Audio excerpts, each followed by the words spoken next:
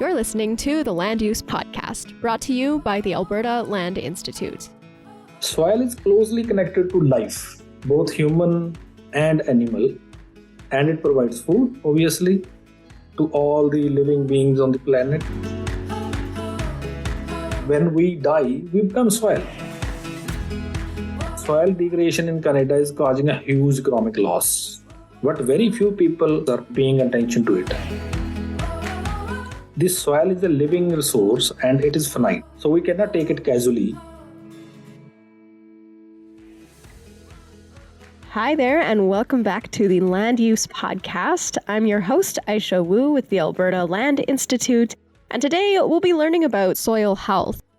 Soil health is inextricably tied to sustainable agricultural practices and should recognize the knowledge of the Indigenous peoples who have farmed these lands, their ancestral home, for centuries. The University of Alberta is situated on Treaty 6 territory, the traditional lands of First Nations and Métis peoples, whose histories, languages, and cultures enrich our communities and are a valuable resource in our journey towards more sustainable agricultural practices. Sukhwinder Singh is joining me today to discuss soil health in Alberta. Thanks for joining me, Sukhwinder. How are you doing? I'm perfectly fine, and thanks for inviting me to this podcast. Yeah, it's great to have you. Could you introduce yourself and tell us about what you do? Yeah, I'm actually an environmental sustainability researcher, and I did my PhD from University of Reading, UK. And last year, I was working with Alberta Land Institute, and I was managing the soil health initiative. And we conducted a workshop on soil health, and I wrote a resource guide for urban growers in Alberta. So that's what I did last year. Now we are doing a very interesting thing. We are writing a book on history of organic farming in Canada. Ooh, that's so interesting. Yeah. How's it going so far? Yeah, we are. It would be an oral history book. So I'm interviewing some people from the institutions like organic institutions like COG, OFC, COTA, and EAFO in Alberta and in Ontario. So that is very interesting because it's a wonderful thing to learn about the journey of organic systems in Canada. It's such an interesting topic, and I will just have to look forward to reading that when it comes out. So just jumping right back into soil health here. So it's my understanding that soil health as a concept kind of came out of soil quality in about the 1990s. Does that sound about right? Because sometimes some people confuse it, and sometimes people just use it interchangeably. Because when you talk to the farmers, they talk about soil quality. Because soil quality is largely connected with production, the productivity, They consider that if soil is producing well, that means soil quality is fine. But when you talk with the researchers, or maybe other people who are not directly connected with production of the crops, they think that soil quality is more of a living, is fundamental physical, chemical, biological properties of soil. Yeah, right. Like not just as a tool or something, but like a whole living system and everything. Yeah, as a human being, like we are particularly like when we die, we become soil. Soil is life. Yeah, that's true. The whole circle of life. Yeah, so it is like we have capabilities to do anything, and we get some ill effects from what we do or the other people are doing. The same way, soil is affected by the activities, not the activities, but the other activities which are closer to that soil. Right. So then I guess soil health has kind of been around for 30 some years, but it seems like it's a very popular topic today. Do you have any idea of why that is? I think there are 3-4 reasons for this. Is first of all, I think we all are connected to soil indirectly or directly because we are coming from countryside, and being a farmer's son, when I see myself as a child, I have been very close to farming and soil. So in my country, in my region, we consider soil as mother, water as father, and soil as teacher. So this is fascinating because all people we as a human being are connected to soil and food production, and we come from countryside. That's one. So, but we should acknowledge that this soil is a living resource and it is finite. Right. So we cannot take it casually. Although soil has inherent abilities to treat itself and overcome short term detrimental effects from farming and environment. So, particularly coming to this question, why soil health is so popular? Firstly, as I said, like we are emotionally connected to soil. That's why we always want to talk about soil health. Soil is closely connected to life, both human and animal, and it provides food, obviously, to all the living beings on the planet. And in fact, there are living organisms in one bowl of soil than the number of people on the entire planet. Wow. Yeah. So soil provides food, purifies water, protects us from flooding, and obviously, combats drought. It helps us tackle the ill effects of climate change as well because it stores the carbon. And we cannot think of food security without having healthy soils. But unfortunately, in the recent past, like the green revolution technologies or modern technologies used in farming somehow started mining our soils in many parts of the world. In the wake of producing more food from per unit of land, we farmed our land more intensively, which gradually started eliminating the soil, living organisms, which are responsible for its fertility. How much are Albertans aware of in terms of soil health? I'm not sure because when I talk to the farmers, they are, but not of the general public because I have not seen general public talking about it. But farmers, obviously the non-government institutions, researchers are much aware of what is happening on the ground. So not necessarily your average Albertan, but farmers would be the most educated on the topic of soil health. So then what would you say some of the prominent perspectives are from farmers in Alberta? Hmm. So overall, I think Alberta has good quality soils that are very diverse in nature because of the topography of uh, the land here in Alberta. I read a report in 2016, was published in 2016 by Clearwater and Hope. It is a Canadian government report which is on the trends in soil health in Canada. They developed a soil quality compound index. It's called SQCI, which is a weighted average of basically three indicators: soil erosion, which is very common in Alberta, and the soil carbon matter, which is the core of soil health, and soil salinization. And the good news is that as per the overall long-term trends, the soil health condition in Canada has improved between 1981 and 2011. The risk, the risk of soil erosion index increased from 65 to 84 in 2011, which indicates that reduced uh, there is a reduction in soil erosion in overall in Canada, which is largely attributed to reduced tillage. Basically, as per the Statistics Canada, the land area under no tillage seeding increased from 7% in 1991 to 56% now in Oh, 2020. awesome. Yeah, the similar trends we can find in Alberta. So the other second indicator for this uh, index was soil organic carbon, which has drastically improved in Canada from 48 to 74 in the same period. The third indicator is soil salinization, which is more common in arid regions like Alberta, Saskatchewan, Manitoba, the prairies. In these regions, after heavy rains, what happens?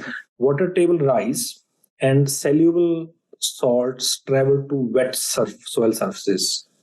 And these salts remain on the soil surface after soil water evaporates due to high temperatures during summer.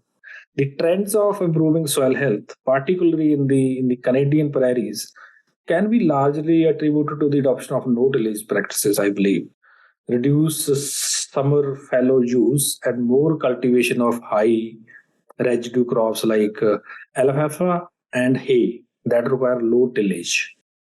Mainly, soil degradation is a very common platform problem in most farms in every part of Alberta, I believe, with a varying degree, obviously.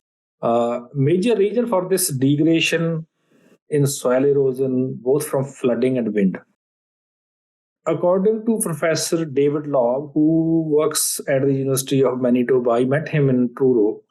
Uh, he says that soil degradation in Canada is causing a huge economic loss, but very few people, including farmers, are paying attention to it. According to him, soil erosion accounts for 10% yield loss. It's huge. So it is believed that this soil erosion is potentially caused by our traditional tillage practices. In fact, tillage or plowing in farming is considered very common, very nice thing, but it has more recently been recognized one of the biggest contributors to soil degradation. The good news is Alberta emerged as a leader in adopting no-tillage practice and started sowing directly into the soil. So that's a good thing about Alberta, that farmers are aware and now they are adopting no-tillage practices. So some progress is definitely being made, but what other tools are available to help deal with soil erosion? Yeah, maybe no tillage, and then maybe trying to not to keep the land fallow. If you keep the crops, and it helps in two ways. One is you keep the carbon inside, and then you have the cover crop. If the land is covered always, the erosion would be less. So because we cannot control the wind, we cannot control the rain. Yeah, we have to maybe increase the water holding capacity of our soils and keep the soil covered so that the effect of wind, extreme wind, and flooding can be controlled or minimized. So it's mainly been individual farmers that have been getting educated and been taking action to protect soil health in Alberta. And it sounds like from your workshop, there really wasn't any comprehensive government policy to protect soil health. Has there been any change on that front that you know about? I have not seen any change till date, because when I was talking on some platforms, for instance, it's a organization called Rural Roots to Climate Change. I was just very straightforward with them that why we are investing money on discussing the things at different platforms, and we are duplicating the efforts. And we feel happy that we talk about the soil health, but ultimately, unless there's a change in the policy, nothing will change. So then it's pretty much just all been talk and unfortunately not really any action so far from the government. No, I did not see much, although I'm not aware of those changes, but I have not seen that happening much, because that cannot happen until all these institutions, farmer organizations, they come together, they discuss the issues at one platform, and then they form a committee that can go to the policymakers, because policymakers have a deep ear. They need some noise. Yeah, you need someone to get their attention and bridge that gap, right? So hypothetically then, do you have any thoughts about what kind of policies would be effective? Because I think the first important thing is to understand what the policy is. My workshop was primarily conducted on understanding what the policy is currently on the ground and what are the practices are being at the farm at the ground. And if we understand that what is happening and what government wants us to do, then we can realize that where are the gaps and now what to bridge. So we actually don't know what to bridge. So that is the main trouble. But definitely governments are aware of climate change. Governments are aware of soil degradation and other ill effects of environment on farming. Right. But the trouble is desensitized. It's important is to understand that what is happening, what is affecting what. Sometimes it is other way around. You need to understand the cause and effect relationship and then see changes in the overall performance of the sector. For instance, Derek McKenzie has 5,000 soil samples. The best important, I think, from my talk, the one line takeaway is I always say, ask the soil first, then the others. We need to test the soils first.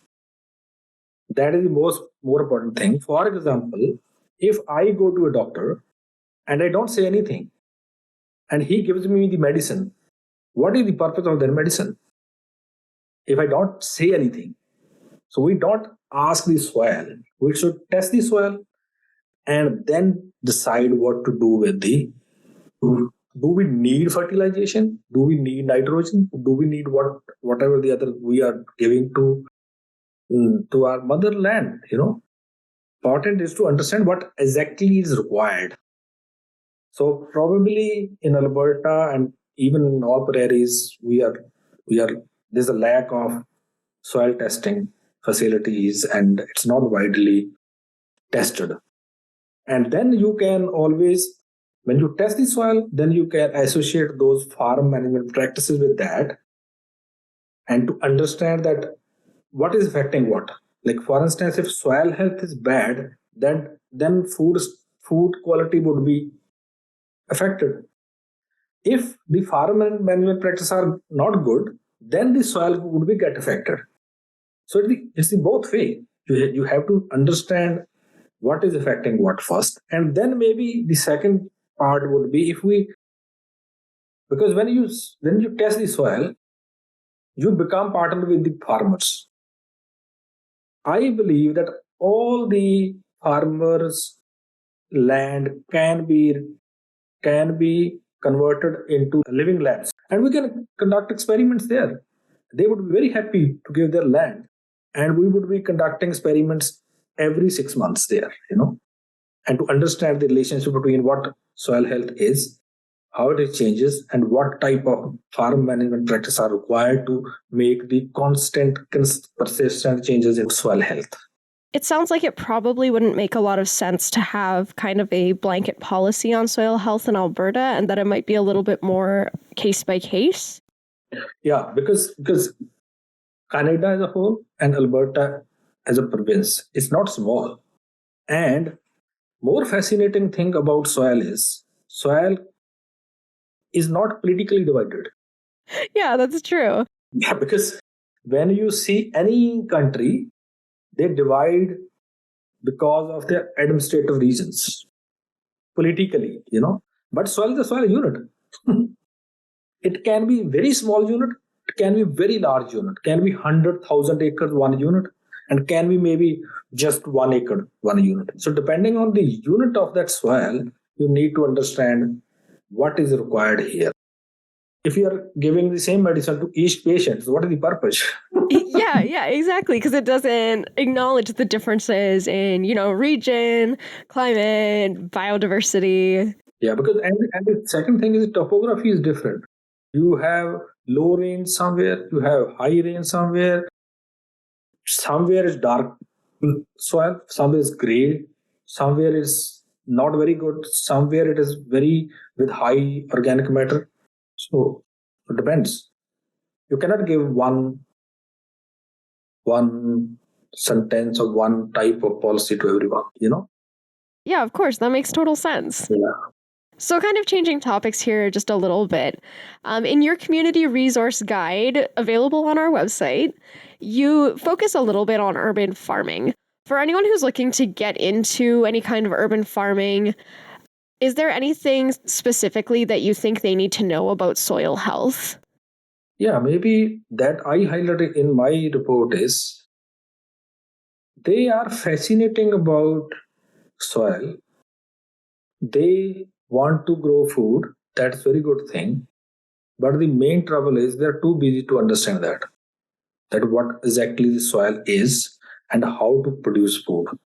So we maybe government or institutions like University of Alberta Land Institute, they can propose some training programs for them just to make them understand you have the source first and you should not waste it, and then how to use that. How to use that. For some time, as a individual, you don't take initiative, to start something, but as a community, you do it because other people are having better knowledge than you, and you just follow. Because in agriculture, is not we shouldn't we don't need all leaders. We need followers as well. Right. Yeah, absolutely. That's kind of all of my questions for you, but is there anything else you wanted to add before we wrap up here? Obviously, the most important thing which I always empathize is the soil testing, and government should be funding those projects where people who are organizing these events are directly related to farmers, associated with farmers, and they know the practices being practiced on the ground and how they can change the policy or the fine tune the current policy system. Yeah, for sure. So on our website, we have the community resource guide that you made and a report of the soil health workshop. Are there any other resources that you would like to recommend to anyone who wants more information on this topic? Yeah, then maybe on soil health, probably there are some databases like Derek McKenzie's website. It's called DIRT. That is very, very, very good because he is having 5,000 soil samples and going to test all. Yeah. So that is very important thing. Yeah. Great. Well, thank you so much for joining me, Sukhwinder. I really appreciate it. Yeah, that's perfectly okay. Thank you. Thanks for inviting me. And that's a wrap on our episode about soil health. If you want to learn more, you can click on the link in our description to learn about Sukhwinder's soil health research, which was funded in part by the Alberta Real Estate Foundation. I'd recommend reading Sukhwinder's Community Resource Guide, Sustainable Healthy Soils in Alberta, and the Soil Health Workshop Report. If you enjoyed the episode, leave a like and a comment. Feedback is welcome. Make sure to subscribe for more and follow us on Facebook, Instagram, X, and LinkedIn. And thank you again for tuning in to the Land Use Podcast.